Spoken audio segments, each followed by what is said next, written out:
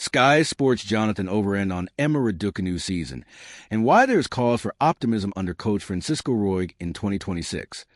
Watch the ADP and WDA Tours live on Sky Sports Tennis and Sky Sports Plus. Streaming service now in the Sky Sports app. Could 2026 hold something special for Emma Raducanu?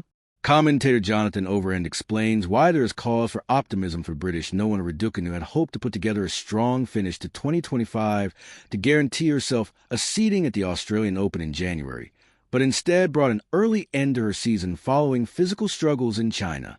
The 22-year-old had been due to play in next week's Pan Pacific Open in Tokyo, and then the Hong Kong Open beginning on October 27th, but has decided to focus on recovery after feeling unwell that IT has. Been an up-and-down season for Raducanu, who won only 3 matches before the Miami Open in mid-March, but a temporary coaching arrangement with Mark Pecci bore immediate fruit as she reached her first WTA 1000 quarterfinal before Spaniard Francisco Roig took over in time for the U.S. Open. That heralded a fine spring and summer, with Raducanu consistently winning matches and nearly having her ranking. However, she won just 2 matches in 4 tournaments in Asia, losing from match points up against both Barbara Krejcikova and Jessica Pegula. Raducanu may have done enough to be seeded in Melbourne, boosting her chances of avoiding the sort of draws she has faced at Grand Slams this season, and she has given herself a good platform to build from. Speaking to Sky Sports, commentator Jonathan Overend reflected on Raducanu's season and pinpointed the areas of her game she needs to improve in order to target a successful 2026.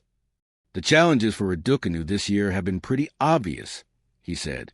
Getting over the line and beating top 10 players remains a problem. Staying fully fit and well, because the back has been an issue, and toward the end of the year she had this period of illness which prevented her from competing as she would like in Asia. She'll obviously be disappointed at not being able to win one more point in those tight matches against Krejcikova and Pegula.